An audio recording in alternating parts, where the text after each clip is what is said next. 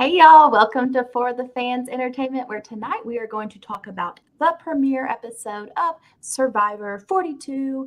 We're going to get into the evacuation, the advantages, all the different tribe dynamics, and of course we're going to talk about who was voted out. So make sure you are commenting along as we're going through and provide us your thoughts on the episode. Who do you like? Who do you not like? So, anyways, let's get into it. Tonight, joined by Kevin, Stan, and Robbie. So, what was y'all's overall impression of the episode? Thumbs up, thumbs down? Thumbs up for me. Drop the 4, keep the 2.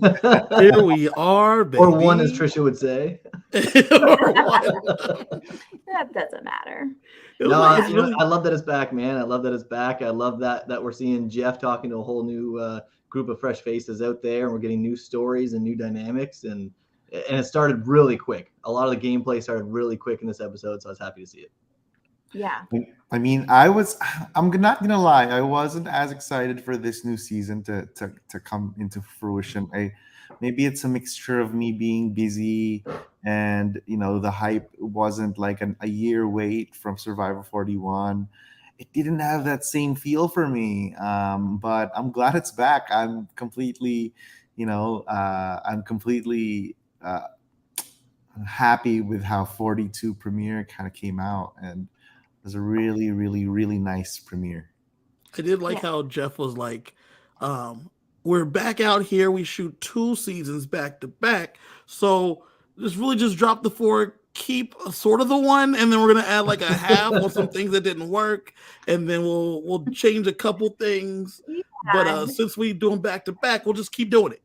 Yeah, exactly. And I mean, a lot of it you're not going to be able to get away with in 43 and 44. So we're going to do some things, but everybody knows that, 2 cycles from now, we're not going to be able to have these same twists exactly because people are going to catch on. So we're going to use them through and move them on out. And some of them, I will not be disappointed to see them ushered out the door. So let's just get into the beginning. We do get Jeff breaking the 4th wall again and talking to us. Do y'all think this is going to be something we see throughout the episodes? I think throughout, not just the episodes, I think it's going to be something that we're going to see throughout the rest of Survivor as a show. Because I think Jeff realizes legitimately 20 years in that we're all aware this is a TV show. Like, no one believes that these people are trying to figure out. Kiley, yes, I know you had a confused look on your face. Wow. This is a TV show. So I thought it was real life. No, so I think he realizes that it's okay that we can talk about it as a TV show. I mean, including, like I said, bringing out the stuff about the challenges and saying these people didn't see the other stuff, so we're gonna redo it. Yeah, reality TV is switched now. It's TV reality, I guess, if that makes any sense. It's basically the TV first and a little bit of real people mixed into it, right? And I think that's how you're right, Kevin. I think that's how everybody's looking at it. And not only that, but I think we're about 20 seasons behind when it comes to just the world. Everybody interacts on social media, obviously. That's an understatement. And technology is intertwined with everything. So you're right. I think we're going to see him on social media as the season's going, more contests, more puzzles online, all that stuff, getting people to interact like we did in 41. I think it's going to be here to stay. Yeah. So one thing I noticed that was gone is we had no game within the game. Okay, I was literally just about to ask that. I didn't see it. It wasn't there, was it? Mm-mm. I mean, well, he talked about it heavy last time. I guess it flopped. Hey, I'm in denial. Listen, I'm in denial. I want it to come back. I'm in denial it never happened. I think it might have flopped. I don't think there was no. There was no incentive to payoff within the game. Yeah, there was no payoff. I'm in denial it even existed. That's a little much. Listen, things did happen, Stan. The Medallion of Power had happened before. This game within a game happened before. These things did happen. Now, do they need to happen again? Probably not. Yeah. All right. So the biggest thing that caught my attention right off the get-go is we did not have a marooning. And absolutely hated this. Like, they're brought in on the speedboats all the way to the beach. And I didn't like that. I want them to be on the ship. I want them to jump off and grab all the supplies. Just that is typical Survivor, and I want that. And I don't like them just, here you go, we're going to just drop you off on the beach. Yeah, that frustrated the hell out of me, to be honest with you. Some people don't care about those things. I do. I love the marooning. The whole aspect of the show to me is you have a whole bunch of strangers that are on a ship that basically wrecks on an island, and you have to jump off to survive, and now you have to make a community and work through that whole world. And when you just arrive on a boat, I get it, you're on Survivor, but having to jump off a boat to get to the island means so much more. I think I don't know, when you see that, I think after the debacle of the Yasa paddles being yellow mixed with the yellow rope last season that pretty much screwed them in that challenge, if you want to call it that, maybe that had some part to play, but that's an easy fix, man. I don't know. I missed it. You said some people don't care. I'm those some people. I don't care about a ship being wrecked. Me too. I don't care. Stan doesn't care either. I mean, look, like they have done maroonings and they've done boat drops. Remember, like Philippines, I vividly remember season 25. Remember how like Penner and them were introduced on a boat. There was really a traditional marooning. Winners at War, there wasn't really a traditional marooning. But you can get off of that boat like they did in 41 and climb up the side. Like, I mean, you can get creative with it, and the challenges get there. I also miss you have 30 seconds or you have 60 seconds to collect like what you want. Yeah. And okay, I like the collection part. Like that part's always fun, but I liked that this time they're like, listen, we're still not going to just give you the pot and stuff. You still got to earn it. Because that's what I feel like the marooning is, right? It's like you got to earn the stuff you have. I mean, even in Pearl Islands, right? That was great that they didn't give them the stuff. They gave them money. They had to go and barter with the tribe. The best example right there. Yeah. Like you don't have to have a marooning to have fun, but I think I do like the fact that they didn't say go back to camp. Your pot's there, your machete's there. They're like you got to earn this thing. You got to earn it. I do like that. Okay, well, agree to disagree. So 50-50. Anything of note that stuck out as Jeff is questioning them at the beginning? Because for me, like obviously I really noticed how awkward Zach's answer was. And his answer was great. His answer was great. Jeff says something about is the right way to play the game. He said, "We will see, Jeff." He's like, and also I think Mike on the flip side, was it Mike that kind of just elaborated his strategy? Like, was it Mike? Yeah, it was, and I had a different take on that, Stan. So Mike, you're right. So he asked Mike, he was like, "What does it take to win?" And Mike basically said something along the lines of, "It's going to be a combination of who's the most well-rounded player. It's not just who's the best at physical or just the best at puzzles. Whoever the most well-rounded player is going to beat." But here's the thing, he says, is going to beat the rest of us, or whoever's more well-rounded than the rest of us. And the way he said the rest of us downplayed his target in a way, because he's talking about somebody out there is the enemy and I'm with the rest of us, right? Yeah. And just it was such a small thing, and I don't even know if he did it on purpose. I doubt it, but I loved it because it didn't sound threatening. You're right. Yeah, little self. He was like, here's my gameplay. Here's my gameplay. Like that's so obvious. Like, well, I don't know. We will see, Robbie. Threat. But I think Mike has a good chance of going deep and potentially winning. Actually, let's be real though. The real star of that was Marianne. Oh, right. The very obvious exuberance and the excitement, the smile from ear to ear. Like, and how can you dislike? Like nobody. Right. The word vomit as she like is telling Marianne. Jeff. And you're here and I'm here and you're here. I mean, just pure excitement. And I think as fans, pretty much everybody can relate to her. So. Yeah. It was just that was great. I really, but see with the marooning, you don't really get that, right? Yeah, you're right. You get him asking him a couple questions. He usually asks them questions there before a little bit.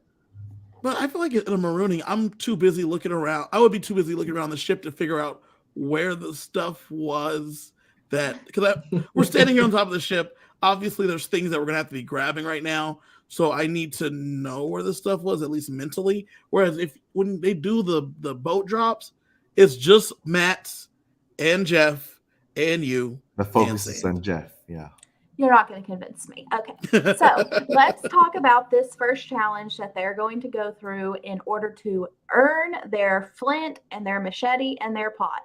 So, setting up the challenge, got to run, you got to collect your oars and then paddle out, get your little sticks, and then you have to come back and do like the jailbreak where you're pulling your flint back to you. Mhm. So, let's just talk about this challenge. So, Jonathan, let's talk about old Big John because he's a specimen.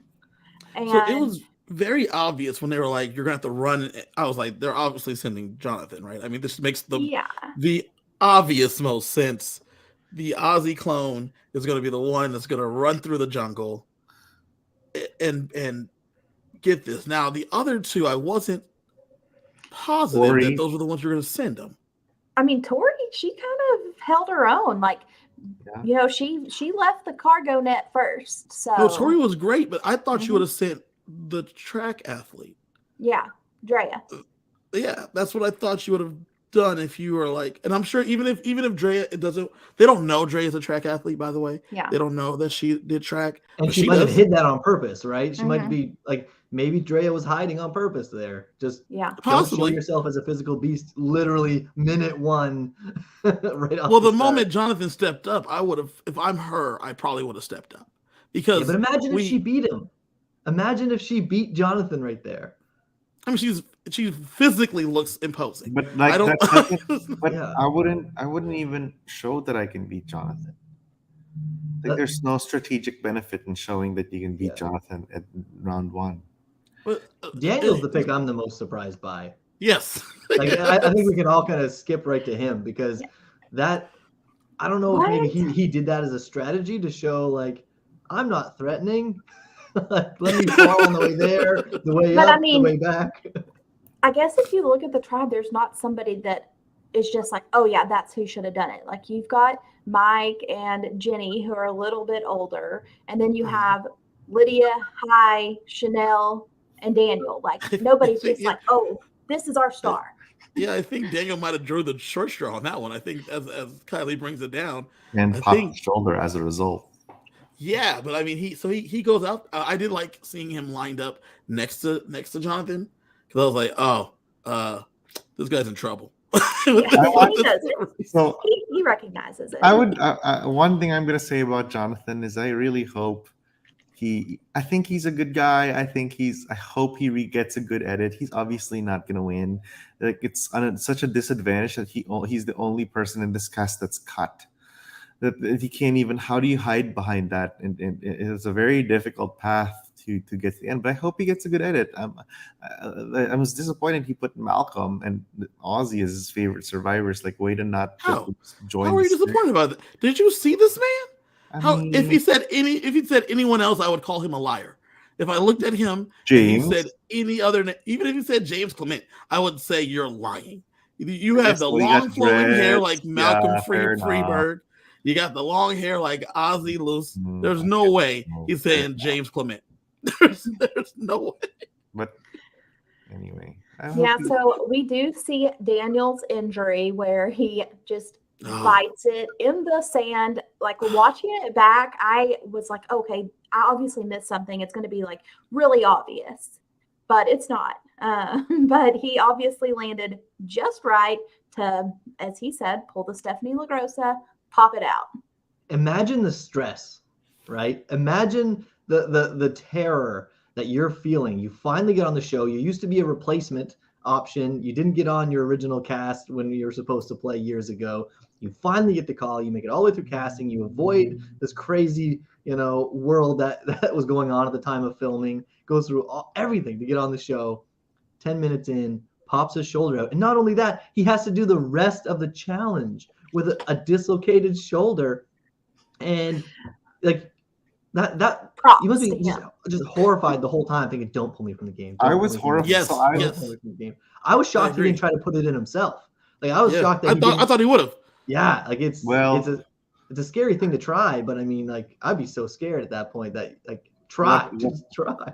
What I think Survivor should have done, and which this is what Australian Survivor usually does, is stop the challenge, pop it back in, Because like I think so actually it's not I think, but it's a fact that the longer that the shoulder stays dislocated is the lesser that's the chance it's gonna pop right back into the same exact place, of course.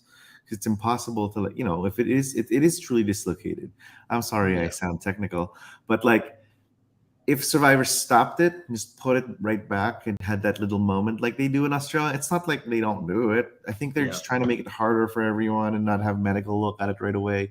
I think the right move, and I was trying to tell everyone in the viewing party I attended last night, I think just stop it, pop it back in, and let it go. Either not or don't even stop it. There's That's a whole say. after he does the first portion. Look how long it took the next three to do that whole work out the alliance. Not thing. even. I think for like a that. medical perspective, it's if you're somebody could walk in and at least assess him quickly. Correct. That's exactly. Yeah, that's exactly what I was bad enough that we should stop the challenge. Yeah, and if not, click clack, it goes back in, and that's a hilarious behind the scenes thing at the end of the season to show us. As soon as they get back, I think Jeff should have get Zach right over, head to the left and go see medical. The next three go and run. I'm with you. I'm with both of you guys. I feel like that was the responsible thing to do. And then once they're ready to go on the boat, he's not ready. Everybody stop. Yeah. Right. Because now he's holding up the game. Maybe then you stop, right? But I mean, they're just trying to. I mean, they're making it hard on the players, but it's not like. But not only that, production just started. I bet you if this was 2 weeks in, production would probably be a well-oiled machine. They would have been like, "All right, guys, everybody stop." But they just started. Restarted. 10 minutes in. Yeah, I mean, honestly, like that's one of the things I was cringing in the episode yesterday, and like what I would change about the episode was that intervention by production. That should have been done quick and easy. And he's a lawyer, right? So really need to be affected. No, but I mean, he's trained as a lawyer. He said, technically, I'm a lawyer, but I'm working as a law clerk. So if there's any liability issues there, you waited too long, more than reasonable. Anyway, sorry, we're getting a little off track here. Yeah, no, that's funny though. But okay, so he has his injury. It is what it is. Luckily, he doesn't have to get pulled from the game. So that's the good news, because that would be devastating. Day one, oh my gosh, I can't even imagine.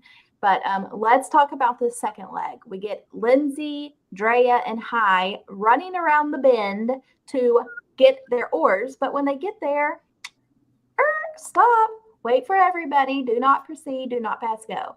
And they have a decision to make. They can either just get their oars and go back, or they can decide to work together to get an advantage. So if you are in that scenario, Robbie, what are you going to do? I think the right decision is, like, from a percentage chance to win the game, knowing what we know, I think the right decision is to not take it. But if I was there, I'd take it in half a second, because I'm there to play. Yeah. And we've seen that from a few players this season. Like Marianne mentions it in this episode. I'm here to play, and this is basically my second time. I don't think she said that, but like basically play like it's your second time out here. I forget who said it, but yeah, you're out there. You finally got on the show. Take every risk you can, because the person who wins is going to be the person who successfully achieves the benefit of whatever risks they took. And if you don't even take risks, how are you going to do that? So I think you have to wait for the other two and go for the advantage, because even though as a guy who's staunchly against advantages, as I am, this situation is that you guys are, the three of you together, you're all aware that this advantage is possibly, and that's the risk, right? In play. Yeah. And if it was like you just, whoever got there first and they just took off, whatever. But since you had to stop and wait, you don't know these other two at all. They don't know you, but this is a secret that you three have to keep together. So, and as soon as one person says, "Oh, I think we should go for it," you can't be the one that's like, "Nope, I'm not going to do it," because what did you guys think about Lindsay? Right? So Lindsay said that, she's like, "Yeah, but we would be lying right off the bat." Yeah, but if you're the person that goes against what one person wants, like, damn, I wanted an advantage day one, and this girl over here wouldn't let me get it. Like, you're already starting off on a bad foot with those. You just go with whatever. And that's what we see her do eventually, right? Like she gives in, basically says, "Okay, like let's do it." And the one thing I'm happy about with this whole scenario is Lindsay kind of got screwed, because John dominated in the first section, and Lindsay gets there, like she flew across that sand. It was ridiculous. Yeah, she was fast. My husband made us rewind it. And then has to wait And remember what they're playing for here, right? This is a nice advantage at the start of the game. You got fire, a machete, you got a pot, and you got to wait now. But I was happy that once they finished their little meeting and they decided to do what they were going to do, she was the first one that bolted and got back. And I don't know if that was part of the rules, if it was written on the sheet. I didn't pause it and read it. But basically, she got a head start back, and then the other two came afterwards. Now, they got mud and blood to smear on themselves to like try to explain what was going on. What story was concocted? Why couldn't they have just been like, hey, we had to run really, really far to get these? Like, that's all the explanation you need. Having the mud, I thought was great. I think the blood was unnecessary, but I don't know, what story do you concoct when you get back? Oh, we had to slaughter a goat, and then we had to. Do you pull a Xander? I mean, I've got blood on me, and just tell people, and then immediately throw shade at the other two because they're going to be lying, and you're the only one that didn't? Like, I don't know. It's a crazy strategy. Possibly. Right? I wouldn't do that. I would lie. But I think production, I'll be honest with you. I love this challenge. I love the whole format of the entire challenge. But the blood part, I think, was production reaching too far, because now not only do you have to lie about what the challenge was, not only do you have to lie about making an alliance, not only do you have to lie about having an advantage, but now you also have to lie about why you have blood on you. And it's just like, listen, man, these guys just got there. Make them just lie about having an advantage. That's enough. I would have, if I'm there, I would. If I wanted the three of them, I would have just said, "How about we just smear the mud on ourselves?" I don't know what we. I felt like they had to do it. I felt like they had. I feel like that was. I felt they had. You think they had to use the blood? I feel like they had to. I feel like that was one of those production things where you have mud and blood to smear on you, and it was. I'm sure it was written on there somewhere that says you must. But for me, I would have been like one streak of blood right across, and then smudged mud all over it. Yeah. there, I did it.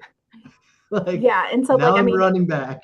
Hitting on this too, Lydia was very concerned for Hai. She was like, "You're bleeding really bad. Like, I don't mean to alarm you." And Hai's like, "That's fine. We're good. Let's go." We're good. I'm like, is nobody gonna be like, "Hey, where did that blood come from?" Because he confirmed he was bleeding though. Grapes. Like Lydia said, "Are you bleeding?" He's like, "Yeah, let's keep going though." I'm like, so now you have to say you have a wound big enough that his entire chest, because he went all out. Like he had blood all over him. Which is why I said, like, "Are you bleeding?" Yeah, it's okay though. Let's keep going. Which is why I said they have to say a story that they killed a goat or something. Like that. No one's gonna believe that. I had to wrestle the two girls for our oars. And this is their blood. This is the blood of our opponents. Well, there you go. For future survivors, dip 2 fingers in the blood and go like this, right down here. Easiest. Look like you gotta. I face planted when I went to grab the oars. And I face planted into the crate. Why am I bleeding? Yeah. Oh shit! And then that's it. Like, that's the easiest lie ever. Smart. Yeah. So, anyways, the challenge continues. They all get to row out. Orange is off to a very good start because once again, Jonathan is just a beast. I mean, he swims, he runs, he jumps. He does a little bit of everything, and he gives them a very, very nice advantage. So, like, whoa.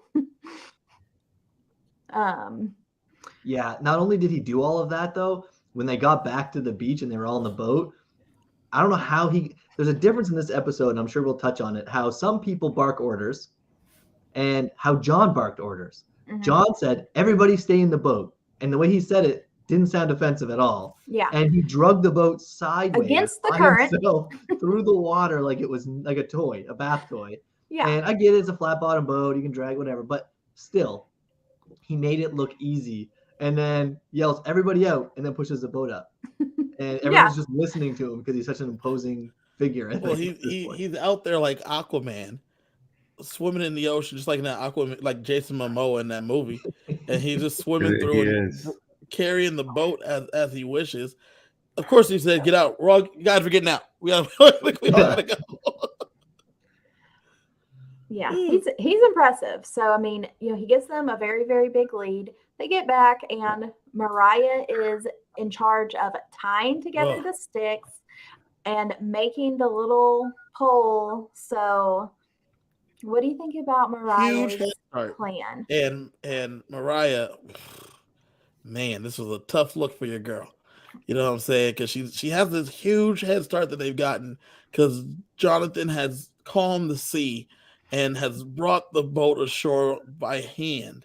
So they have a good jump on the competition, and whatever technique Mariah was using just wasn't working. Yeah. I think Mariah is very lucky this wasn't an immunity challenge. Right? I think that alone right there, game over. How lucky is it for her that was the format they picked for the first challenge and not the second? Because you could have easily done either, right? And it would have been very, very similar. And man, you can't have a lead that big and single-handedly blow fail it. Blow it. Yeah. So we do see Roxroy get up there. He ties his little stick together. No problem. He grabs it, but he drops it in the sand. And Jeff is like, oh no, you're not going to be able to get it. The way Jeff was talking was as if it was impossible to drag this thing over. And Roxroy was like, I really don't I just lift the thing down a little bit and try to scoop it. Like it wasn't, but the Jeff was talking as if he was toast. And I didn't get that. Yeah. Strange. So Roxroy is the hero of the day for the blue tribe, the Ika tribe, and he earns them flint and their pot and their machete. So congratulations, Ika tribe. How did you guys feel about Roxroy's response when he won, yelling out loud with that adrenaline rush that he got? What was he screaming? Something like, "Never doubt me, Jeff. Don't Never doubt me, Jeff Probst." Yeah, because Jeff is like, you dropped it. How are they going to recover? He's like, I'm right here, Jeff. I'm right here. I'm still doing it. I don't know, man. If you were on that beach and you had somebody as physically imposing as him screaming never to doubt him, I don't think his target got smaller from that. I don't think it would change anything. It's very much, we're all here in the moment, and we're playing in this moment. One time I was playing softball, and I pitched. The ball went to the outfield, and this dude definitely had a home run. It was looking like a home run. It was inside the park. My dude in left field picked it up, remarkably fired it home, and got the dude out as he was going home. I ran off the mound through the dugout because I was so excited about that. A very obvious home run that was just out at the last second, right? Because when your adrenaline is moving you, it moves you. Oh, I understand why he did it, but the next time you were up to bat, if I was the pitcher, I would be extra motivated to strike you out. Okay, is that not reasonable? Is that not reasonable?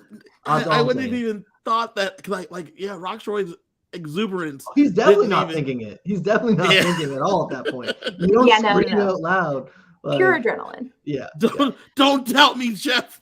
Yeah. Watch if I ever get on this show, I'll be doing the exact same thing because my adrenaline will just be freaking pumping, and I'll just be screaming like, "Oh, Canada," or some crazy shit. And like, wait, he's Canadian, get him out of here. All right, so the tribes are off to their individual beaches. Let's talk about the Ika tribe, the blue tribe, and just kind of go through all 6 of the people, our impressions now that we're actually getting to see them in the game, kind of the tribe dynamics. Let's go through it all. So this tribe, very obviously from the beginning, it looks like they're going to have a divide between young and old.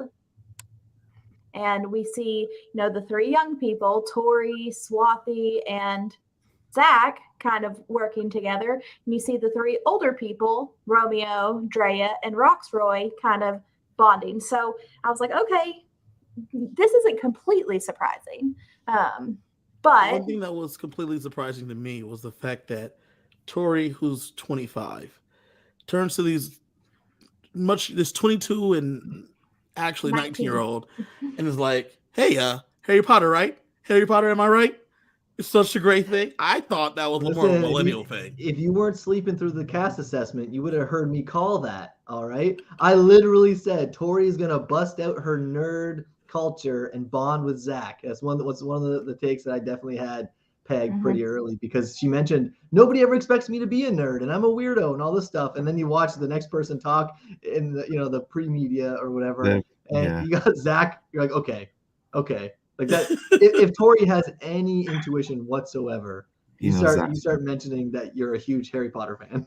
I was just surprised that the Harry Potter was the connecting piece. I thought it would be because I'm 34, read the books as they came out.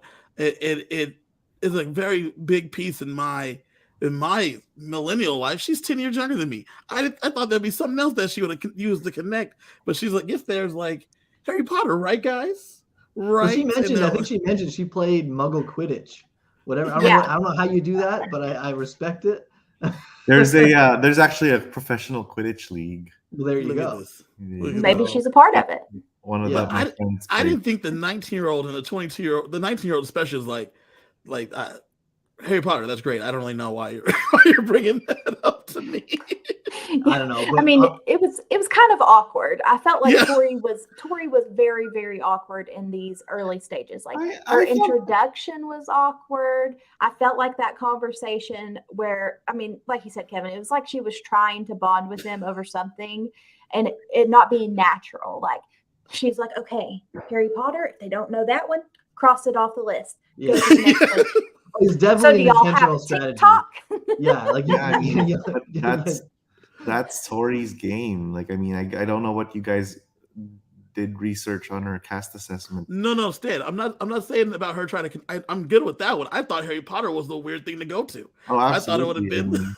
I thought it would have been something much younger. You're right, I guess. But I guess the fact that, I mean, you're there in the island for so long, and you're going to talk about literally everything.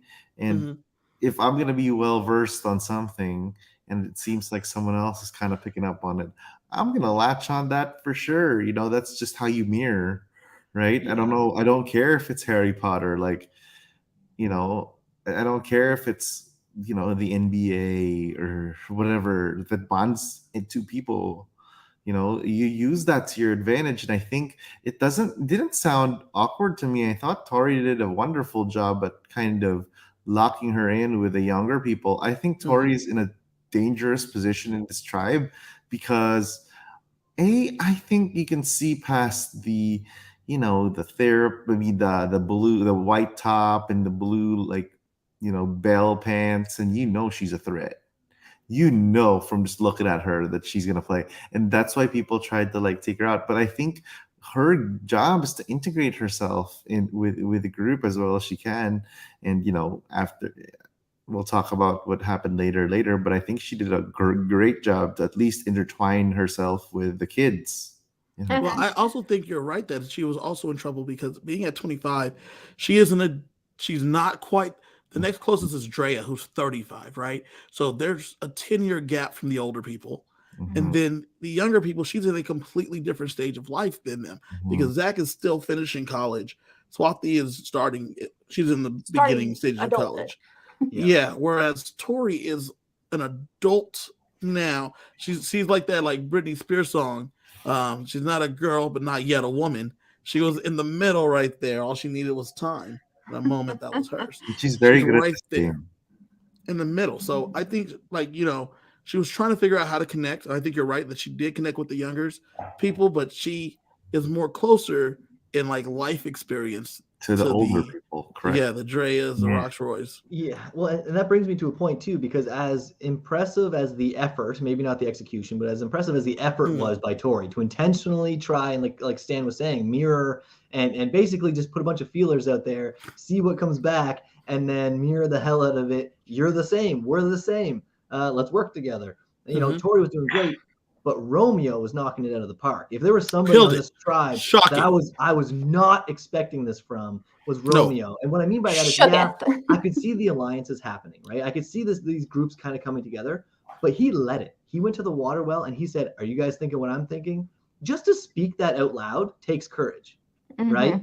And then to walk with Zach and to say whatever the magic words were, like, "How you feeling?" or what are you thinking, or something like that. I forget the exact term. How are you feeling? Yeah, how are you feeling, right? So once again, Romeo expanded his reach because you're at 6, you need 4. And that's exactly what he did. He went, okay, I got a little group of 3. Now I need 1 more. I'm going to go to somebody who might relate to me. I'll joke about my weight. And then little things that he did. Like he asked Zach, "How much do you weigh?" Zach says 118, which I'm not going to talk about. That's craziness. But like, so he says, "I weigh 118. And then Romeo goes, "Oh, they talk a little bit more. I'm 112. And then he's like, oh, my heaviest was 118. And it's just like, do you actually think his heaviest was coincidentally his current weight? Or is Romeo just building that relationship perfectly? Like, oh, yeah, I relate to that. Like, that's actually, like, you know what I mean? Like, I was blown away. So impressed with Romeo. Romeo, all the apologies. We shit on you in the pregame, and we apologize. Listen, I'm not ready to eat crow just yet. You did your damn thing in the first episode. Yeah, it's only been one episode, but I feel like I'm one episode. But you did your damn thing in the first episode. You did pique my interest. I'm not gonna lie. I am willing to say I was wrong if things continue to bear out this way. But at this time, I'm not ready to raise the white flag. Yeah. So, Dr. Stan, what was your impression of Roxroy and him leading the building of the shelter? I mean, Zach kind of said it. He's like, in the history of Survivor, there's not been one person that's completely domineering in a tribe than Roxroy. I mean, it's so funny because time and time again, you see in not even in just Survivor, but in like even online games or like live reality games, you see these people. You're not supposed to do that. Your first impression should be middle of the road, happy and friends with everybody, not like pulling your stay-at-home dad and using that. That's really not going to work with a lot of people. I think Roxroy really started off on a bad foot, and there wasn't a redeeming quality, even though the fact that he made fire, that he won the challenge for them, that was all completely negated by how awful he was at commandeering the tribe. And I think... Did you catch the music? I don't know if you caught that or not. What? When he started barking the orders and it became obvious, the background music changed and it turned into, I don't know if it's called a snare drum or whatnot, but it was like a drill. Yeah, it was much more up tempo. Like, yes. And it was, like literally sounded like he was barking military orders to people, and the music in the background. That's great. I didn't catch that. I think we're too hard on guys like this, though, right? And I say we're too hard because, like we're sitting here watching this from an analytical aspect, right? Mm-hmm. In the moment, Roxroy is he's a 44-year-old father of 2 kids at home all the time. When he tells them to pick up their stuff, they either pick it up or he says, "Hey, pick up your stuff." You guys, you got their parents right here on the panel right here, right? Yes. Like, you guys have to parent your children and tell them what to do. And when you're like, "Hey, stop that," Whereas he understood that they're like, he said what to Drea, Am I a little too much? She's like, smidge too much. And I was going to bring that up. Is at least he has the self-awareness to know, like, oh, maybe I'm coming across a little too strong, a little too bossy, and for Drea to be like, "Yeah, bro," scale it back a little bit. And he recognized that, but like, he went a little hard on the kids because they were kids. They are kids to him. They are, especially Swathi, right? Swathi is 19. He is 44. He is old enough. He's playing the dad role like we anticipated on that trial. So did you notice Romeo again? Romeo, when he's walking and they hear everybody singing and chanting Star Wars, the Survivor theme song. Oh my God, Rock starts getting. You see it in his face. Like he's like looking at it like, so mad. Are you hearing this? And Romeo, as intuitive as he apparently is, said like, "I know they're younger, they're a different generation. It's okay. They're just kids. They're just having fun." And I'm like, right there, Romeo is bonding with Rox on a whole different level. Correct. He sees Rox's body language and starts speaking to him in response. Yes. And that's day 2, day 1, day 2, day 1. Day one. Yeah. That's day 1. Man, and Romeo's using his pageant coach. He's his coach, right? His pageant coaching. He's working with young ladies much younger than him, right? As he's getting them ready for these pageants. So he understands that these people, these kids are like in the moment, whereas Rox's daily interactions are with a 7 and 4-year-old. That is about it. Let's talk about Swathi. Anything of note that popped for y'all for Swathi? I actually like Swathi. In my other draft, I picked her first in my other draft, and I really have strong feelings for her. first of all, but I was worried that she might have been first boot because they put the her story, her background being an Indian family, her main challenge from an Indian family, and she joined the National Guard. Her challenge is inexperience, right? She's 19, but she's very smart. 20, she said. But she said 20. That was her trick plan. Right, her trick plan. 20. That's gonna make any difference. But I wonder if people are just underestimating her, and she might be smart enough down the line to make a couple of right moves and completely be underestimated. Her name never came up. Drea's name came up, Tori's name came up, Zach's name up, Rox's name came up. The only two people that really didn't come up in that tribe is Swathi and Romeo. And then the fact that Swathi is pulling the daughter figure to Rox. Yes. That's what I wanted amazing. to mention. Yes. And then she's tied into Tori as Tori's number 2 because she had that thing with Tori. She just showed following Tori, crazy Tori, and she's just the number 2. So I think Swati's actually in a really good position in her tribe because she's insulated.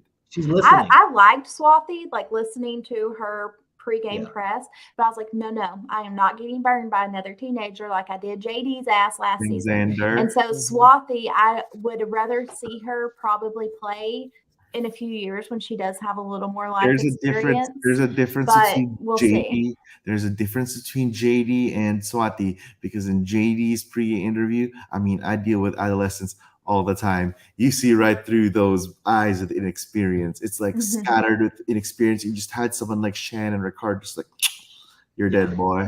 But I think Swathi is someone who doesn't have the life experience, but she can see because she's smart enough. She's fine. I don't like to use Harvard as Harvard, but she's clearly intellectually gifted, and I hope she's intellectually aware that she picks up on the stuff that JD wouldn't be able to pick up. And the craziest thing is there's no Shan and Ricard power duo in her tribe that's really calling the shots, whereas because there's people like Tori who's really nervous that her name was up, Drea who's nervous that her name's up because she heard that her name was up, and then Rox who's getting the target because he's being too bossy, and that puts Swathi actually in a really good position because she can really bond with who she wants.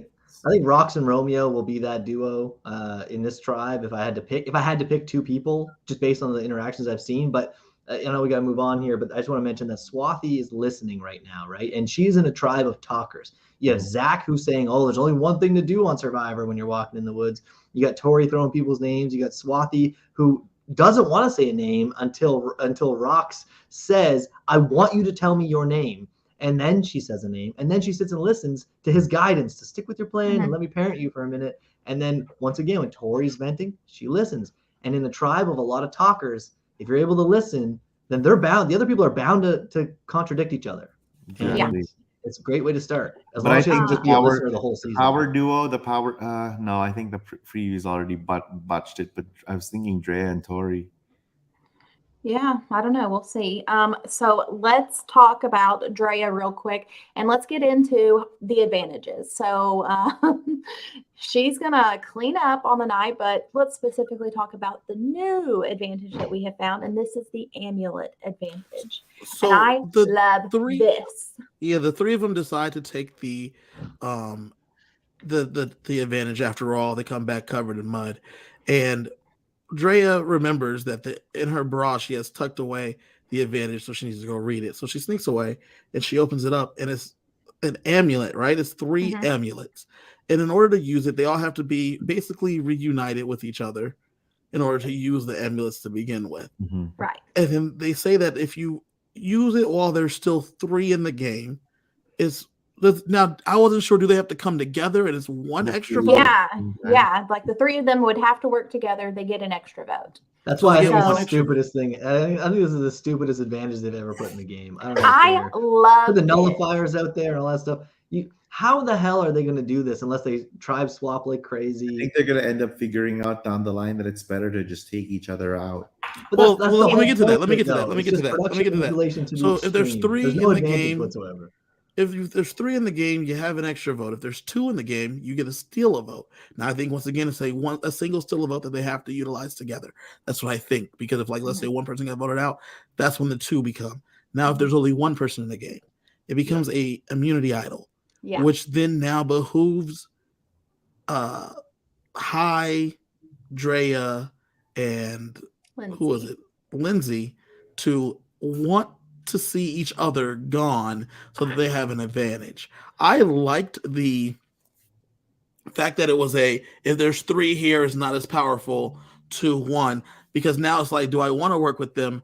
But now I can't work with them, and I have the secret that the 3 of us did this thing together.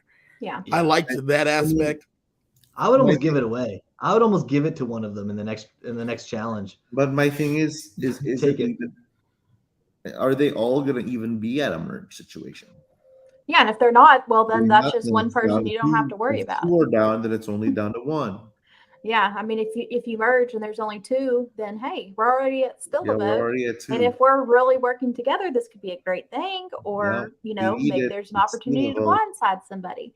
So I just really like the strategy that can go in behind this. So we'll see how it plays out. Let's keep. It telegraphs a lot of island adventures, and it telegraphs a lot of platform challenges where everybody is standing together. All right, so let's move on to the green tribe, the Vati tribe.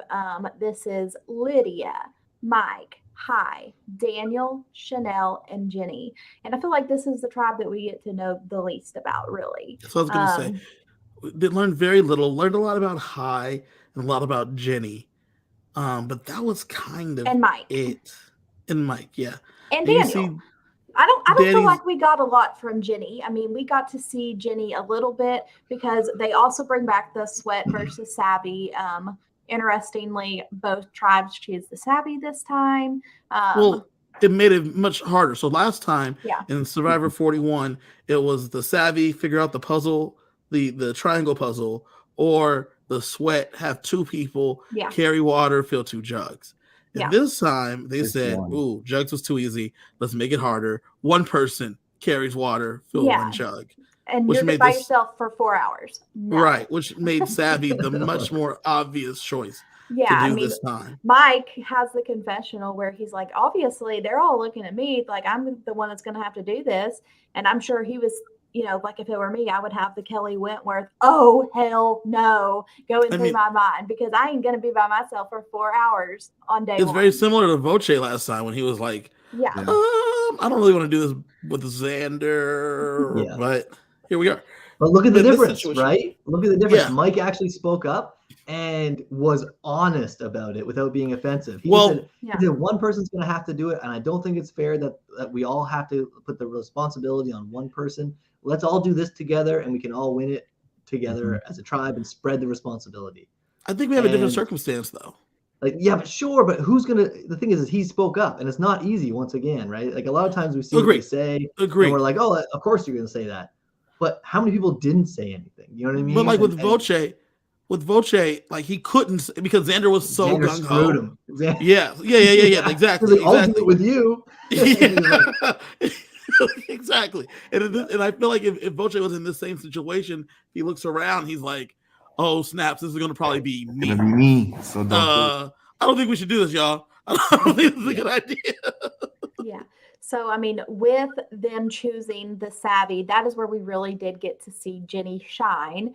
And she, led them through counting the triangles because they were like, sure, let's count these triangles. And they're all like, okay, I'm done. She's like, no, you cannot be done yet. There's so many triangles. I mean, what in their mind made you think, okay, something that can take 4 hours or this puzzle is going to take 30 seconds. I mean, you got to know that wasn't the right answer. And that was Lydia volunteering that she was already done. And so Jenny, really lays out that we got to count these more carefully. Yeah. I love Jenny. I love Jenny. And that's why for this week, I'm going to be rocking the green buff because finally, Survivor has been so devoid of an older Asian woman that has really killed the game. People have the Liz Kims, the Edna Mas have all kind of gone home earlier. We had like older Asian guys like Thai that were icons, but there hasn't been like, an older and there's obviously Asian men, but like in the younger Asian woman, but we haven't had like a Jenny Kim on the show. That's really what I loved about Jenny's edit in the first episode is everyone knows she's smart. She killed the triangles by herself, and she even made a condition. She's like, all these guys are duds. I have to step up. But at the same time, it wasn't too much. It wasn't like overly in our face that makes us because there's people like Marianne, bless her heart, love her to death, but she ain't winning. People like the bigger like Tori, she ain't winning. Like there's two people that are too in your face, but Jenny, it was almost like Goldilocks. It was like the perfect amount. I don't know. I think I disagree a little bit with that, man. And by a little bit, I mean a whole bunch. She literally said to them all, "You're right about her being intelligent, and everything you said about having representation in every demographic is bang on." But the fact that she stopped everybody and said to their faces, "There's no way you all have it already." I was like, that's what I would say too. I'd be in the same. Here's the thing. All she would have to say is like, "Okay, I'm not done counting yet. How about we all do it in our heads? And then when we're all done and we're all comfortable, then we'll all say our numbers out loud. And then we'll say, do it a little bit more softer, right? Like I need more time. I'm the one who rub anyone off the wrong way. I'm the one that's slow. I'm sorry, I'm slow. No. Give me another minute to count." But like to jump in and say we all disagree with you. She did the right thing. Robbie, she did right, and it didn't reasoning. Wrong, correct. I think also it didn't come off in Survivor negative second person visibility. It's like Rocksroy, like he's doing the right thing by getting them all mobilized to do the stuff. But then you have that Zach confession, like, oh my God, he's like so awful. Da, da, da. There was nothing like that about Jenny. And when she won the puzzle too, they were like, oh my God, Jenny. And she's like, yes, girl. Yeah, I am waiting for Jenny dominance this season. I think both you guys are wrong. Listen, let me tell you why both of you guys are wrong. It's a risk if she counted wrong, which anybody could. Well, Robbie, I think you're 100% right. Bad. You're 100% right about the her telling them, "Hey, you're going too fast." I think you're wrong thinking that it was off-putting at all, because she's like, "I'm at 30. If someone has, and I'm still counting, if someone already has the answer, I know you're not at 30."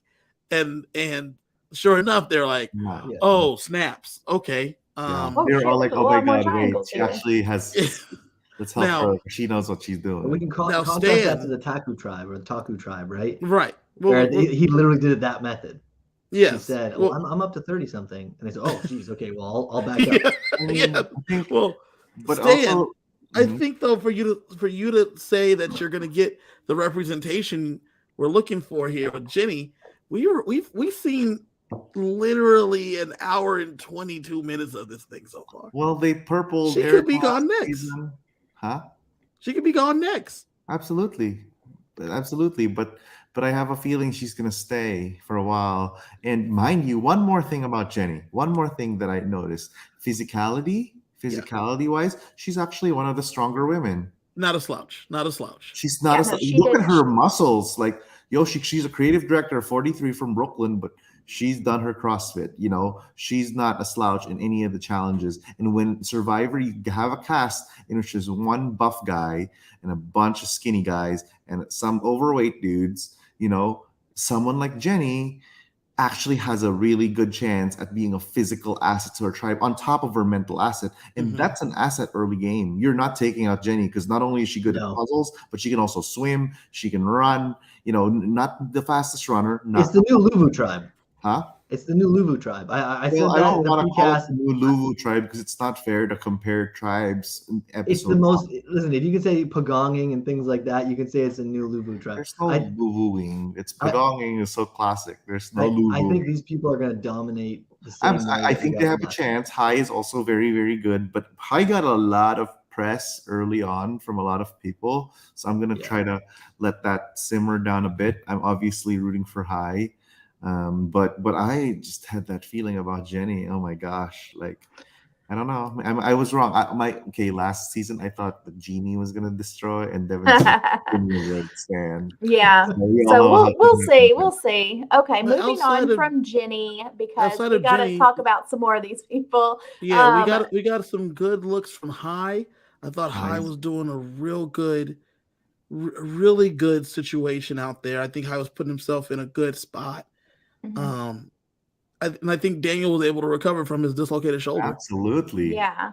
I think a lot of that has to do with Mike being as empathetic as he is. Yeah. And like Very impressed by Mike. In previous seasons, people would have been off in a circle being like, man, like, if something happens, we can't have a guy that's going to drop and injure, yada, yada. Like, you'd be worried about that. Whereas Mike goes over, man, I wouldn't even know you had a, bad shoulder or whatever he said. Like, oh, you're doing great. Yeah, don't worry about it. And just in empathetic fashion. But the fact we see none of Chanel, maybe 10 seconds of Chanel makes me feel like she's safe next episode.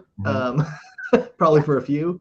It's kind of one of those classic things, but and I wish we had more already. Adrian is talking about it in the comments that even though Chanel didn't get much content, but her confessional about seeing the tribe dynamics is so far so good for her. And she does point out the duos of like, okay, I'm seeing High and Lydia. That's not who I thought was going to team up. That's okay.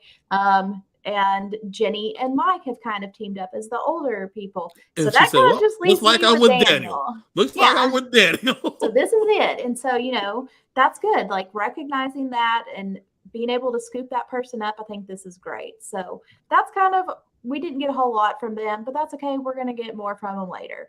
Let's talk about the Orange Tribe, Taku. We've got a lot to talk about with them, obviously. I don't feel like we got anything from Jonathan character-wise, except that he's a hell of an athlete. Not outside of what our expectations for him. Marianne, I'm sure there's a lot we can say about Marianne. Yes. So I had somebody message me today like, okay, tell me your thoughts on Marianne. So episode 1, I can handle Marianne's enthusiasm. Like, it's exciting. You're on Survivor. But day 24, you better be calm down or we're going to have some issues out here. I disagree, man. I loved it the whole time. I'm going to give her the pass for day 1, and I liked it. It depends how early in the morning. Yeah. Like, if she's going to wake up at sunrise and full tilt, be out chopping wood and clanging the machete and out running around full energy, while people are trying to at least get whatever sleep they can manage before the stress and anxiety hit them again. Yeah. Like my hot take is, I agree with you guys. And I was actually talking to Fair Play about this today. Our hot take is Marianne's just going to be a little annoying at the end. Because if you live with someone for like 20 days, they have like, you're just like, at some point you're like, oh my God. Yeah, I think want you guys somebody are a wrong. little more chill. I love Marianne. I drafted Marianne. She's going to score me so many points. But if I am out there on Survivor, she's not somebody I can probably be with. No, because you guys are wrong. She's going to get I think I agree with what Kevin's about to say, to be honest. You guys are wrong. Because let me tell you why. Because she comes at it like with like kid like wonder, right? All of it is the joy, the things that you guys are saying are annoying. She is very genuine in her excitement. None of it seems put on. So was JD. No, I thought Swathi was going to be. I thought Swathi was going to be JD, but it may be Marianne. No, because it's way different. Because JD was like scheming, and they're like, this is just a little bit scheming. Marianne is just genuine throughout, which is why you cannot. There's going to be some people that are going to be annoyed in general because they're just annoyed type people. But for the most part, people are going to be like, she is just having a very good time being out here. I can see her being like more of an Elaine type character too. Yes, Elaine, 100%. The thing is, so Elaine was like telling me that she had strategy. She's telling Karishma to flip and stuff. none of them would do it. But her edit was completely like, oh my god, I'm like I'm a different. And I think that's what Marianne is gonna be. She's certainly not going home the first few votes, for sure. Yeah, she's here for a while. She's here for a while, but I think she's gonna fall into like the 6th to 8th place. Well, and I think you're bang on, Stan. I hope she does better. Obviously, I hope she does better. I'm rooting for Marianne. But one of the things that it reminds me of is the Nasir type of effect, where you see somebody in the game who reminds you why you love it so much. And you see them experiencing it, which is pure joy or pure sadness at one point. Yes. Just like really reminds you of when you're sitting on the couch and you're thinking, one day I would just love to be on there, and how you'd feel. And now you're seeing Marianne feel that. Like that's wholesome to me, right? I think you're bang on, Robbie. As long as she's not clanging steel at 5 a.m, I think a lot of people will love her honesty. I am rooting for Marianne. Like I said, I drafted her. I want her to score me a lot of points, but I'm putting myself in the position of being out there with no food, little sleep. Marianne's enthusiasm is probably going to drive me crazy. No, I think Robbie's right, though, because you take JD and you take Nasir, right? Both of them are extremely excited to be out there. One of them seemed schemy. The other one just seemed genuinely happy to be here. Outside of, what was her name? Sydney, I believe it was. Mm-hmm. Everyone enjoyed Nasir being around because his exuberance was just real. And that's what I get from Marianne, that she's just genuinely real. Versus JD. The last contrast. Kevin, it's trouble. I think the way to win Survivor is you have to be Goldilocks, right? Stan, ain't nobody. People are just being people. Stan, stop worrying about how to win. But if you're on Survivor, you ain't never won Survivor day one. Ain't nobody won Survivor on day one. Very good. You don't, but you don't want to stick out like a sore thumb. I think there's something that we can all agree on, though, is the fact that when you see Marianne talking in front of people, and I mentioned this in the assessment, she has, when she's put on the spot and has to talk, she rambles and kind of gets lost in thought and is kind of scrambly, which if you're paranoid and anxiety, that might be a problem, it might not. But when you see her have a moment to herself, just her and the camera giving a confessional, one of the most focused and articulate people that I've seen give a confessional, very, very intentional. You see her, you see the strategy come out when she has a minute to sit by herself, focus her thoughts, and remember what she's doing. And I hope she does the whole Tony thing, and a lot of other people do it, where you stay up for a few minutes after, or get some, space, go sit on the beach by yourself for 5 minutes at night after everybody's calmed down, and just think, what am I doing tonight? What am I doing tomorrow? And because if she gives herself that, I think she has a lot of potential. We'll see. We'll see. I'm not rooting against Marianne. I hope that she's able to, chill and make it far. Well, you heard wrong. No, I'm kidding. So, talking about more people on this tribe, we don't get much from Mariah except her not great performance in that initial challenge. Omar impressed me a little bit too. I love Omar. I enjoyed him way more than I thought. Kind of surprised me like Romeo also. And Lindsay, too. I thought she was going to be very big and loud based off of her preseason press, but she seemed to integrate well. The Orange Tribe is looking pretty dang good. But we get the most about Jackson. Yeah. So we're going to talk about Jackson separately because, let's hit on these other people first, though. Anything else to add about any of the other members of the Taku tribe? Like I said, I think it's time to talk about Jackson. Yeah, it's time to talk about Jackson. I think they're going to be in trouble next episode just because we didn't get a lot out of them this episode. I feel like they're going to cover a lot more content of that tribe next episode. Correct, because this was the Taku tribe was mainly because we didn't get a lot because they didn't lose anything, right? So we don't get a lot. We don't get to see them a lot. So that's where we got. That's what I brought up Jackson because that's was the meat of the Taku tribe. Yeah. Yeah. So Jackson tells his story, and I really, really like how he did this. He decided that he was going to be honest and straightforward with his life and his transition. And so, he tells this story of like, hey, I've got a campfire story for y'all. Hey, did you know that I applied for Survivor 10 years ago, but plot twist, I applied as a girl. Shocker. And I mean, you've got to imagine that they were like, what? Oh my You God. applied as a girl? And, then he tells his story about, just not being accepted and, especially like with his parents, whenever he decided to tell them that, he was going to be transitioning to a man, and really talked about his struggles. And so, initially you're thinking, okay, we're going to get a lot from Jackson this season, but obviously we're setting him up for a not so great future. And that story was one of the most heartbreaking. It was almost like a movie in 10 seconds where, like you said, driven away from family and then pulled back through dire circumstances, the loss of his mother, and finally being able to rekindle a relationship with his father, and then being able to bring, his spouse into the relationship as well, and really get a family back.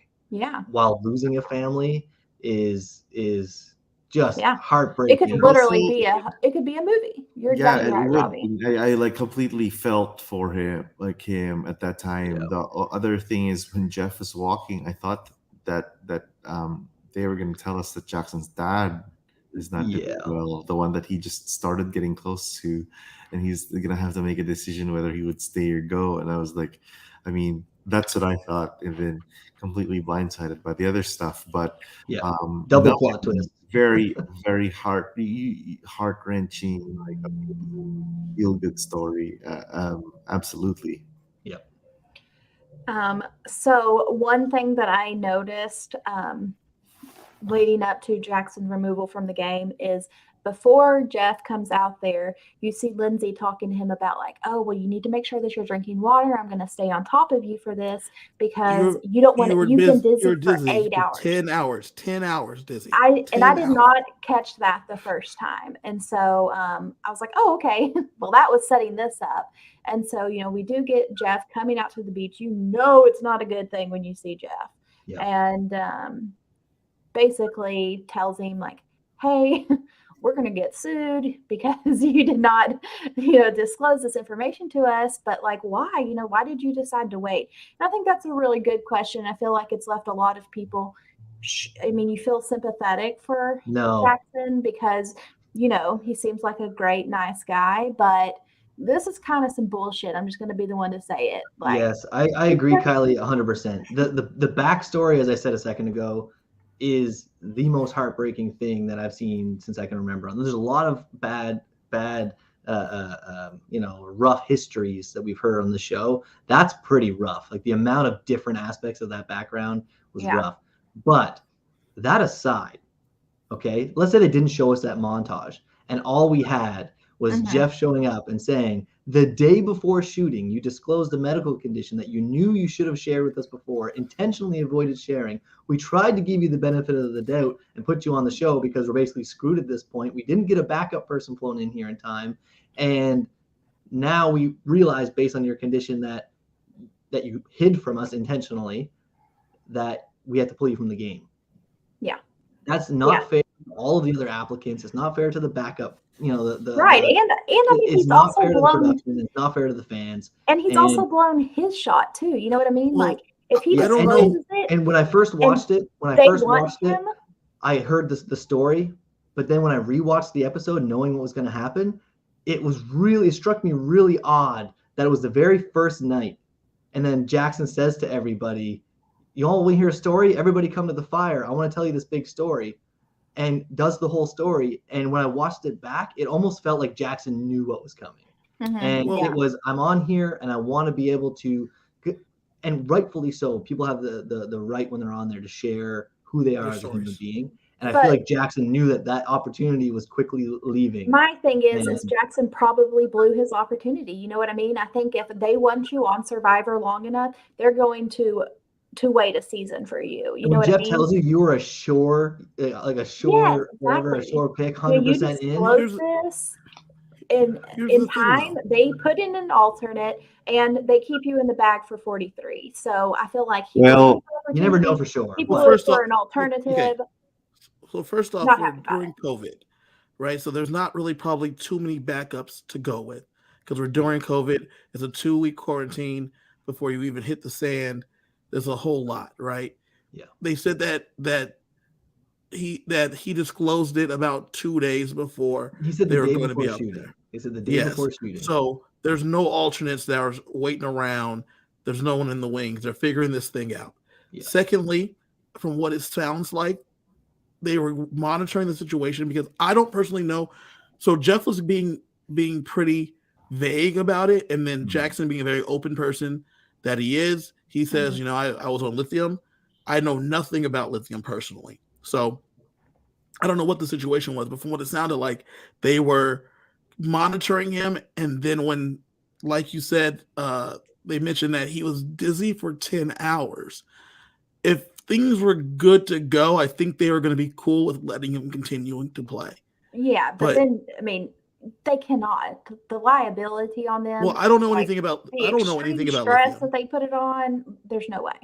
Do you guys know anything I don't about care lithium? what the medical condition is. You hide it, and then like I understand the motivation, okay? And if you put me in the same spot where you say, okay, lie to production and you get on the show, or don't lie and never achieve that dream, then that's a hard decision to make. But that doesn't mean I have to, agree with what he did. I'm with you. I just don't know what lithium is. I understand why, but it's like I know nothing about lithium.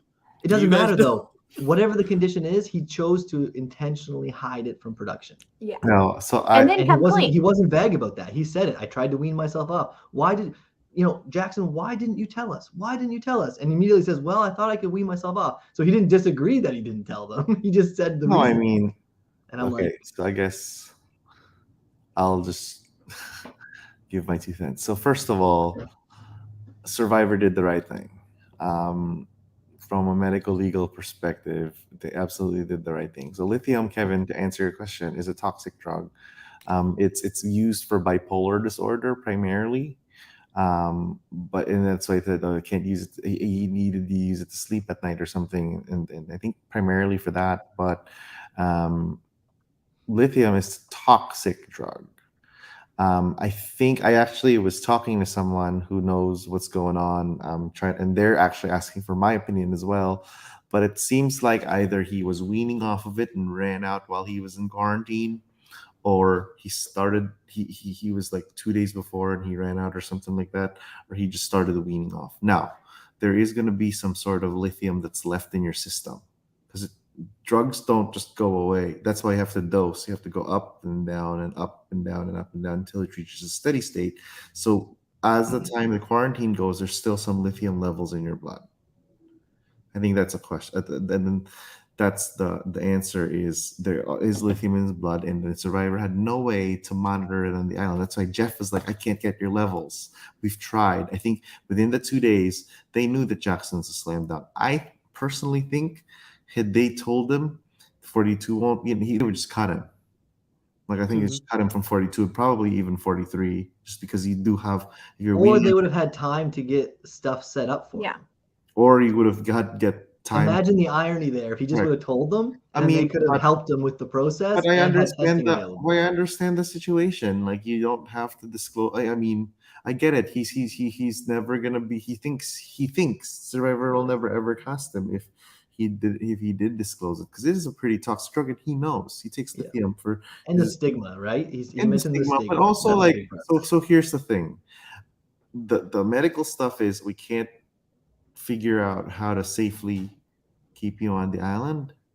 We have to take you out because it's a toxic and it can have side effects in your kidneys, and with the dehydration, the starvation, the physical demand of Survivor, and the lack of medical care when you're on such a volatile drug. It's not Tylenol that you're on, or your Zyrtec, or even like, let's say, antibiotics. Antibiotics are fair game. I'm pretty sure when they have like cuts and stuff, they put them on oral antibiotics so it doesn't get infected. That's fair game. But like something that is one of the, in the text is one of the more toxic drugs. I wouldn't play with fire. And Jackson knows that. If he's a healthcare manager, that if he tells Survivor, hey, I'm on lithium, I know he knows he's probably never going to get casted, which is, you take the risk, and for him, and I completely understand, it stole the spot away from an alternate. He went out like this, and it sets a bad precedent. But like he's of people wanting to lie and get taking out the lithium. He's classic. Hold on, Stan. I don't know that it sets a bad precedent because he was removed from the game within 2 days. So he lied and got on the show, though. That's what I'm saying. He lied. He was no. He was already. That's the thing. He was already on the show. He was already going to be on the show. He was already casted. And they said that if you change your medications, you're supposed to let us know. He didn't lie during casting, out there. When you reveal everything about yourself to be picked, right? To be selected, to officially be on that cast. At that point, he was already on the material and didn't disclose it. So it wasn't part of his casting process. So he lied about something, and I understand why. But I'm just saying that it sets a precedent now that people have lied to get on the show, and it worked. So here's my question about it is, Dr. Stan, could he have competed on Survivor while taking lithium? Because I watched a TikTok this morning of Kelly Wentworth, and she was talking about how that you have a medical bag that you bring the supplies. They don't supply them for you, but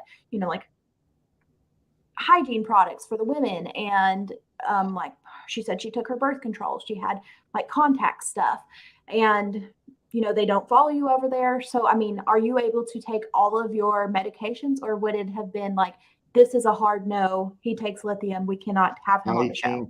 I think it would be a very difficult no, because Jackson's such an amazing individual. And I'm talking about from a medical perspective. Is it a hard no? I think it would be a no. It'd be hard because lithium, it has toxicity, and you don't know. It's one of the most, if I see someone on lithium, I'd be like, oh, instead of albuterol and all the other stuff, breathing treatments, I wouldn't care about that. Take it on the island. Zyrtec, take birth control, take it on the island. Condoms, take it on, I don't care.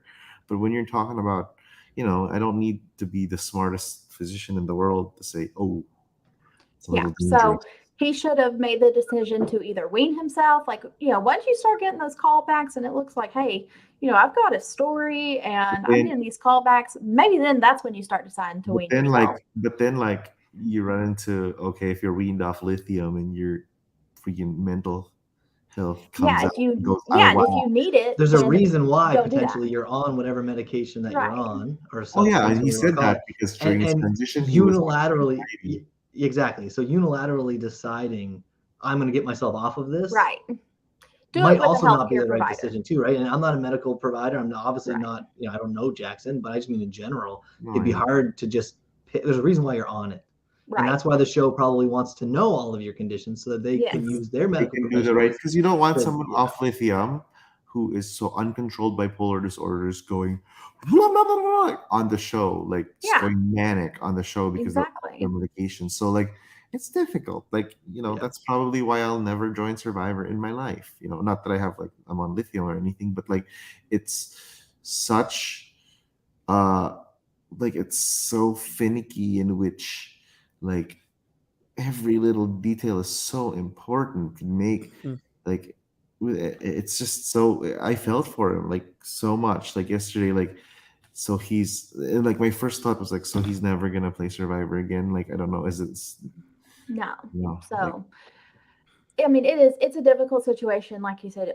You have to feel for him as a person because this is his dream, and he seems like such a nice guy. But then there is the flip side of there's thousands of people that want to play Survivor, and that opportunity was taken from somebody. That's who I feel for. I feel for the person that was the alternate, that might have had just as heart-wrenching of a background story, and really deserved to be on there, been trying for a decade, and then you find out the person still going for it. Jackson, when you say things like that, you're saying that Jackson did not deserve to be out there.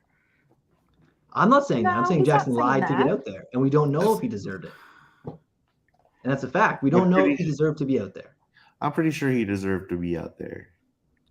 Well, I mean, that's production's decision. We're not going to get into all of that. Well, I mean, I think the fact that Jeff is you're a slam dunk personality-wise and story-wise and your and everything that you've gone through, I think he's luck, not from a casting perspective and everything that they're looking for.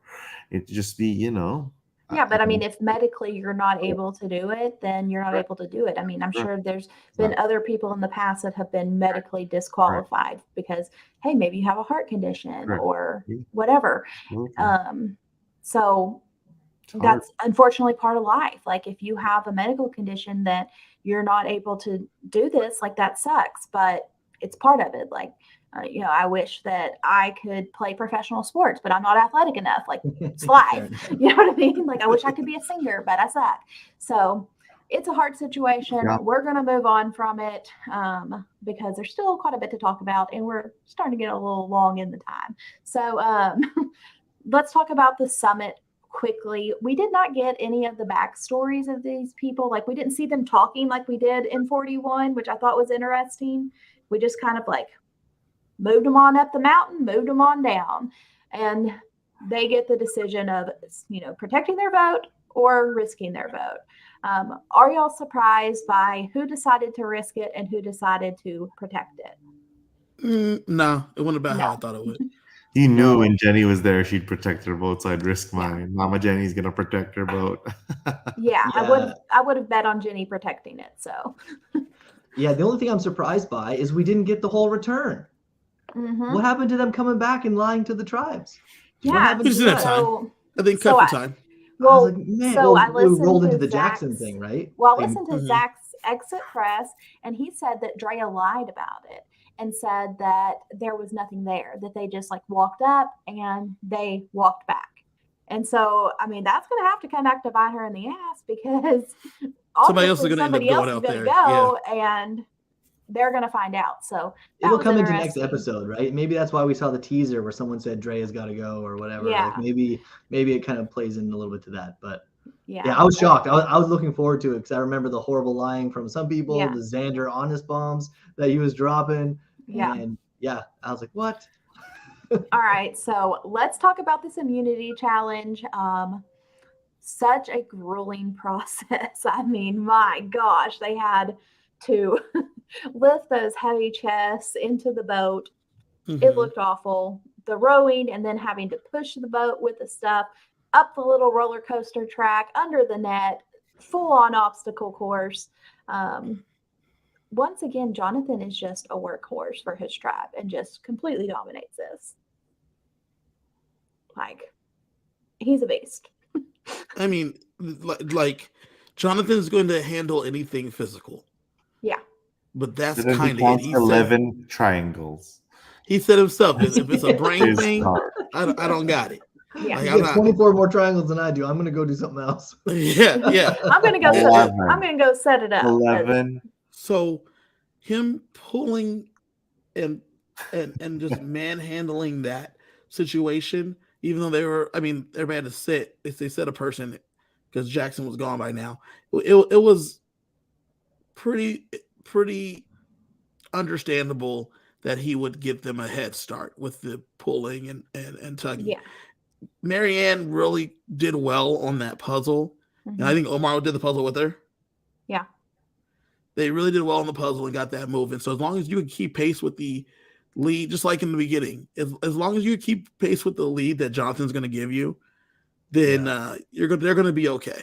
That's why we were wrong about the Orange Tribe. We were wrong about the Orange Tribe. I was even more impressed with Jonathan than I thought I was going to be. I thought he was mostly going to be muscle, but a lot of times you have the big giants of folks, and they're not like the smaller athletic people. Like the Xanders, like the we're talking like the six, whatever this guy is, like 6'6" or whatever. John Hennigan from right. A lot of times they're not as coordinated, right? They're more of the lugs that will just like pick up the heavy stuff and like drag it. Mm-hmm. This guy's jumping from boats to moving docks and throwing. Like he's extremely agile for a guy his size. So it's a double weapon. It's the world pull-up record. You gotta be very exactly. Yeah. Well, it's the pull-up record with 100 pounds on your body. That's why that's important, because with the 100 pounds, he's lifting more weight, yes, but he is, like you said, the agility. He's able to still move with it on him.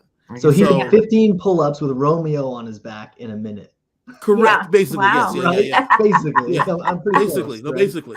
He's a strong dude. Yeah, super strong. And I mean, just It was impressive. I just and worry about his game. Like the moment he loses immunity, he's gone. Yeah, that's when we get to the individual portion. Yeah, right here in the tribe portion, we need him. Let's just enjoy it while it lasts. Where we were overlooking their tribe, we were like, okay, they've got one strong person, but we didn't realize that he was actually the strength of two people. Person. So right, mind you, so Jackson. I wonder if they knew that Jackson was gonna go, and that's why they put him there. But also, that's conspiracy. But also, like, they might realize, although Jackson has transitioned, and you got like Omar, who's not really super duper fit. You need to put like a beast to like to counteract that. Well, I mean, I think they just have one beast for the season, and it happened to be on this tribe because that's really the thing we did not account for. Balance it because you have someone who's like high in green, who's like very physically fit and is fitter than Omar and Jackson for sure. Don't undersell Lindsay though here. Yeah, Lindsay's a strong female. Absolutely, she has guns for days. Yeah. When I picked her on my tribe. I won my fantasy pick as my first pick in our everybody draft because I think Lindsay is something who's gonna be underrated. She's a dietitian. She deals with people on a daily basis and talk about diet and good health and good eating habits. That's very hard, tough nut to crack. When everyone just drinks soda and eats bad, it's your job to like make. But yeah, I think Lindsay's someone who we haven't really seen much of, and that's a good thing for now. But she was part of the amulet advantage thing, so I'm nervous for her. But yeah. So talking about the Ika tribe, they're actually the first ones to get to the puzzle, and they do quite a good job putting it together. But our blue tribe that we saw, I think you mixed that up a little bit. Yeah, the Ika tribe is the tribe that was a Taku tribe. Whatever. Taku tribe. Yeah, the Ika tribe sucked because Drea is trying to manhandle the chest, and she's getting mad that Rocktroy's falling behind. My guy is 40-something years old. Yeah. He was pushing, but it's literally him and the two scrawny guys trying to get this thing going. Yeah, Ika was 2 boxes behind by the time they got to the puzzle. But, I was talking to Kiley briefly before. There's something I want to mention about the puzzle, too, which I don't feel is very fair. If we look at this puzzle, look at the colors, okay? So you've got red versus basically white. And if you look at the spines on the brightest dragon, look at the contrast there. That really shows you the contrast in the dragon colors, right? Because they're the same, just reverse, basically, the spines. Let's go to the next one. And you see basically the same thing. Okay, very contrasting. So we're seeing two puzzles that you could definitely tell the difference in where the pieces go. Now let's go to the third one that the Ika tribe gets. Okay, you get the Ika tribe. Okay, it's like two green dragons. Are you seeing this that like are not as distinct? Green and much. I'm not saying that they're identical. They're not, but these are much closer than the others. The others are drastically different. And when you look at the brightest dragon and the spines on the dragon, they're much closer than you see on the others. Go back up, if you don't mind, Kiley, just to any of the other two. It doesn't really matter. There's a huge contrast there, right, compared to what we were just looking at. And when they were sitting at the table and they opened up their crate and they're separating the pieces in the dragon colors and they go up, just that extra 5 seconds on every piece. Oh, is it this side, that side, this side, that side? No. I'm saying this right here, it didn't make a difference, but it frustrated me that they're coming from behind. And when they got there, they had another little disadvantage. Objectively, the hardest puzzle. But I mean, that's fairly easy, though. You can differentiate two shades. I think fairly if they showed up, if they were equal tribes, though, Stan. If they were equal tribes and they showed up at the same time, then that's I don't feel like a tool like this shouldn't have anything even close to that. Yeah, I mean, they did like purple and white, red and white. I mean, do black and white or something. They'll just do green and white. Do green and white. Yeah, green and white. The white with the green underbelly. And even the spines on the right one are blue on blue, which is funny. It doesn't make a big difference. It's dark blue. But I mean, like, there's the littlest things that was just against them. I'm like, man. Yeah. I didn't catch that. Robbie did that, and that is a really good pickup. So we do see the Ika tribe lose. They are the only ones headed to tribal council. So back to the Ika beach we go, and Tori's just going to clear the air. So what did y'all think about this decision where she's just like, let me just put the rumors to rest. I don't have an idol, so we don't have to navigate around that. So earlier in the episode, when what's her face? Tori goes out and is looking for an idol, sorta, but like not really. Half measure. Yes. And then Zach kind of mentions it to Drea, who then talks about it with Romeo. So that's like the word going around that she has an idol.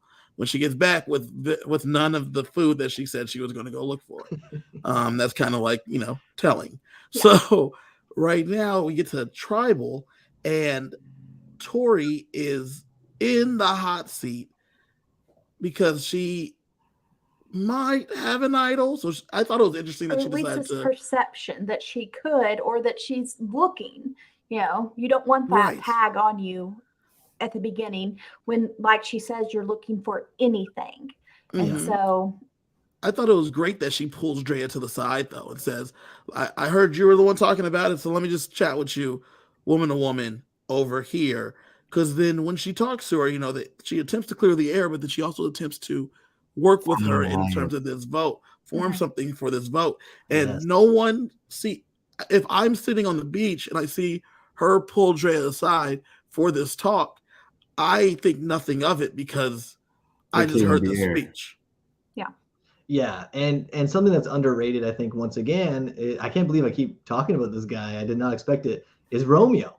And as the two that you were just speaking of walk off with Drea and Tori, Romeo looks at the group and basically says, who was it that went and told her, just so we can clear the air? We need to know. We can't have people going around basically being snakes in the grass, right? And puts Zach on tilt a little bit, like, They should have busted out the Shantham right then and been like, well, and this is what I'm saying. I feel like Romeo right there just got horrible vibes from Zach, but looked good doing it because once again, he says, let's just be open. And Romeo's leading the charge. It's not easy to speak up and say something like that and say, it's okay. Just say it, be honest. And to say what everybody on the couch wants you to do. Like Romeo's being entertaining, but also didn't get his way. Which suggests that he doesn't have control of the tribe. So my take on this, did you guys talk about Tori's past, like what she's done before? Or wait a minute. You said that Romeo doesn't get his way, so he doesn't have control of the tribe? I mean, he didn't get his way. Zach went home. But I don't think that it was. It's not. Romeo's in a good spot. I don't think he was edited that he didn't get his way because he was pushing for Zach to stay. He kept the name off of Rox. When Rox's name come up, right. He defended him immediately. He's much more keen to work with Rox than he did with Zach. Like they had a small alliance that wasn't large, and he openly says that he likes Tori. He's like, and Swathi's name was never brought up, nor Drea's. I think the driver for this group, like this tribal council, is the Tori and Drea meeting at the summit when they brought up. No, seriously, I think this is. I don't see that. Swathi is the one that says Zach, and no, I think Roxroy is the one that drives it home. Right, I think so. I think that although Swathi and Roxroy did say Zach, I think when Tori and Drea, because Tori's a very good player, period. This is not her first rodeo. The way she buried Zach in her tribal council is how she'd bury people online. Yeah, but she's playing way too aggressive. She's absolutely. She's overplaying. Playing like it's a 4-hour game, not a 4-week game. I prefaced the episode, but Tori's overplaying, and you can see through the bell paint, like the light blue plants and the white top, the blonde hair. Yeah, she's a player. I think she overplayed her hand, but it was a little necessary. But I think what drove her is she went up and told Drea, who told exactly who spilled the beans, and that was Zach. And that moment, instead of Tori targeting Drea and Drea targeting Tori, the both of them targeted Zach. And no. Drea's the one that wanted Roxroy. No, I know. Drea wanted Roxroy, and then when she hears Tori's name, she's like, okay, I don't care what conversation we just had. If the majority is going Tori, I'm writing Tori's name down. And it's Roxroy that puts that to rest because Roxroy is like, no, I am not voting Tori. Yeah, the sequence of events that I think happened was Swathi threw out Zach, and Roxroy agreed, and to support that vote, to support Swathi and to keep himself safe, he's talking to Romeo. Romeo is obviously going to agree because he only heard Roxroy's name. So now you've got Roxroy and Romeo who are going to talk to Drea and basically say, we have 3 votes already. You don't have enough. That's not what they're saying, but when they say the votes are going on Zach, fair. and Drea has to back up. That's fair. That's fair. But I wonder. But no, you know what? Tori was too aggressive at the start, but she's still too aggressive at tribal council. But then she had to be aggressive. She had to continue to be aggressive. I think her strategy has to be the bull in China shop at this point. Now, from here on in, because once she flies under the radar, they can snipe her. But I think, and she's very, very, very good at that. I think she has to play an aggressive game to stay. If there's one person who can play aggressive in this season, and it's probably going to be the villainess. It's Tori. She's a way better. She's kind of like the Sydney of last season, but she's way eons better. Actually, yeah, I think you're right. I think it's the same mentality, but more a better way eons better strategically. Yeah, fair enough. And I think I've played with so many women, strong women, org women like Tori, and I was whispering to Frank like exactly who I was thinking of while I was watching the show, and I'm like, oh my god, she's gonna get very far or crash in a blaze of glory in the next couple of episodes.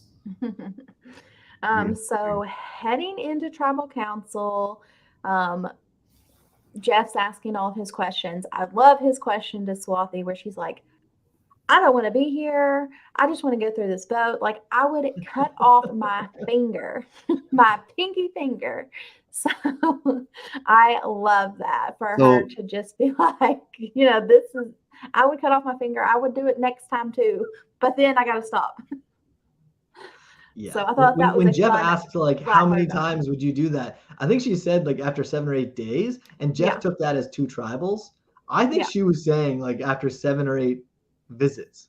Like she was like, yeah, I'll have a couple fingers left. Maybe I'll stop. Maybe I'll stop lopping them off. But interestingly, one of my friends, Pranoy, who's an Indian of Indian ancestry, he tweeted and he said, many might not know, but in Indian mythology, there's a mythical figure by the name of Eklavya, who gave away his thumb to his mentor as a prize for teaching him archery. If Swathi intentionally referenced that, it might be the greatest story arc in Survivor history. This is from a guy, I don't know anything about Indian mythology, and Swathi's clearly a smart person, but if that's kind of like, cutting off your fingers for getting an expertise in art, that's a cool, you wouldn't know that, like as an Asian person or like a white person, but like it's a stretch. Yeah. But if it's so ingrained into your, but I don't know, really interesting. I think Survivor's done a great job by casting someone who's, they casted Krishma in 39 and she was an icon, and they cast Swathi, who's another of Indian American descent, a little younger this time, but very, very smart. And I'm on the Swathi train till you drag me off, Kiley. I am not anti-Swathi at all.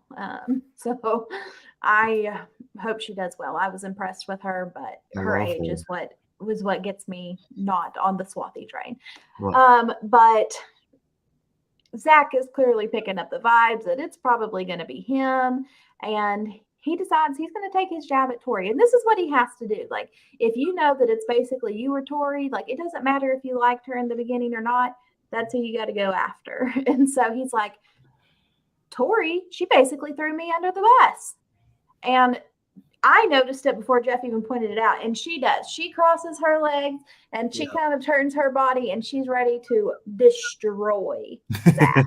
Yeah. And not only that, like Zach used Tori's words against her, which I think prompted the body language, because Tori had just said something about, honesty and loyalty or something like that. And he basically mirrored those words right back to her in a negative way and said, let's talk about that. Like what you just said, I don't necessarily agree with. And you know why? I feel like Zach had the right, obviously he read the room. He knew that he was in trouble, definitely. Yeah. I feel like he could have tried to go even more, but the problem is he's only there for 2 days. There's not a lot of ammunition, right? Mm-hmm. Especially because Tori had already diffused the idol talk, right? And what more are you going to give other than the fact, because now Tori definitely told everybody that Zach's the one spreading the crap, right? Yeah. And so he knew he was in trouble, but as a super fan, he knew this is my time. I have to speak up. I refuse to sit here and go out with a 7 or what is it, a 4 or 5 to 1, the 5 to 1 vote. 5-0. No, I'm saying like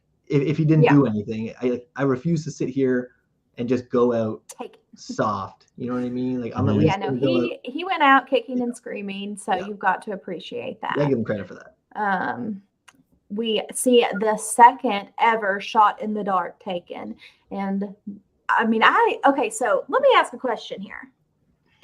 He takes his shot in the dark. If it says safe and they all had voted for him, revote. Is it a revote? Probably a revote, huh? And he's safe, like he has an idol. Oh, it's definitely, He's not going to be like, and it's between the 5 of them. Mm-hmm. That's what I was wondering, because I was like, oh man, like at that point, Tori probably goes home. Yeah, that could have been a really crazy situation. So he takes his shot in the dark. He absolutely should have. I feel like last season we saw so many people go out with it, and they should have seen the writing on the wall that it was them, but they didn't interpret the situation correctly and did not take their shot in the dark, went home with it in their pocket. So good for you, Zach. But he, as he says, the very first person to be voted out unanimously, add that to his Survivor Wiki page. So he gets the 4-0 vote. Do y'all think that the Ika tribe is going to be at a disadvantage now without having Zach? Same. Full stop. Yeah, I don't think they're at a disadvantage. So let me rephrase. I don't think they're at any more of a disadvantage. I think they're already at a disadvantage in some of these challenges. But I think I think this is a great example of somebody who made a lot of the right moves, but somebody else's moves screwed you, and properly so, right? But I mean, right off the bat, he makes a little alliance with people that are his age. He bonds with people. He does what he could around the camp. Then when someone's out by themselves in the woods, he doesn't say they have an idol. He makes a joke about, well, there's only one thing you do on Survivor. And then Drea says, search for idols. Mm-hmm. And then after you want to build the paranoia up a little bit, you go and you try to bond with that person. Like, hey, I just want to give you a heads up. You can't be going out there like that. I got your back. And he's trying to build that alliance even tighter, while knowing you got that in the back, back of your mind. And then the challenge doesn't go well. They come back and Tori just goes, boom, let's blow it up. Who said my name? It's not true. I don't have an idol. And now Zach's like, crap. And he couldn't recover. But like all the moves he made up to there, a lot of people would do. They were great. They were great building moves. It just didn't work. Yeah. Very long-term building moves. Yeah. So I thought it was a good premiere episode. Overall, it has me excited for the season. I really like some of these people, have high hopes for them. So excited to see what's going to come. Same. I really enjoyed the premiere. I usually enjoy, like, Survivor's like pizza. It's usually pretty good, no matter what it is. And that's good. I like that. Survivor's like pizza. Yeah, and that's kind of, and like I there was nothing eye-popping here. There was no characters that really like got me. Like Shan, like I loved Shan in the first episode, right? There was no one that like really reached out through the screen and grabbed me. But Survivor's a great game, and I enjoy watching it every time. So I had a good time, and I loved it, and I can't wait to see what's coming forward. Yeah, I echo that. I don't think there's anybody that jumped out at me as being, I can't wait to see what they do. Obviously, Romeo surprised me 100 times this episode. He said he was terrified to be out there, and he hopes nobody notices how scared he is. He definitely did not look scared in the first couple of days. So hopefully that continues. And I love that we're seeing a couple new twists. I don't like the ones that we saw, but I like that we're seeing them. And hopefully some gem comes out here that's going to stick around for a while, and we'll all love it. But I'm excited. I can't wait for the next episode. It's going to be pretty good. Yeah, I think likewise. I don't think anyone like super jumped. I have my favorites. My biased favorites, of course. But you know what's really interesting in this episode? When someone pulled up a confessional chart, the highest confessionals were 6, which is Marianne, of course, and the lowest number of confessionals were 2.